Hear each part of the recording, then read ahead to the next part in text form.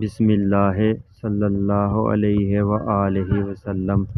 درود شریف بے شمار عبادات میں سے وہ واحد وظیفہ ہے جو اللہ تعالیٰ، اس کے فرشتے اور عاشقان رسول صلی اللہ علیہ وآلہ وسلم ہر وقت کرتے رہتے ہیں۔ درود شریف غمزدوں کے لیے خوشی، مصیبت کے ماروں کے لیے راحت اور بیماروں کے لیے شفا کا سبب ہے۔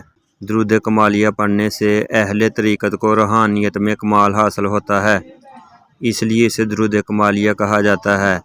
بہت سے صوفیہ کرام نے اس درود کو بہت پسند کیا ہے اور یہ ان کے وظائف میں معمول رہا ہے، لہٰذا اللہ کا محبوب بندہ بننے کے لیے درود کمالیہ 10 مرتبہ ہر نماز کے بعد پڑھنا چاہیے، اور اگر اسے روزانہ 100 بار بعد نماز فجر اور 100 دفعہ بعد نماز عشاء پڑھا جائے تو تمام روحانی راز کھل جائیں گے اور بے پناہ ثواب ہوگا۔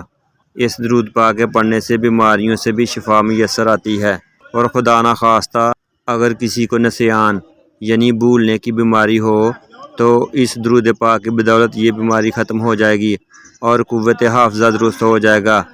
درود کمالیہ درج ذیل ہے۔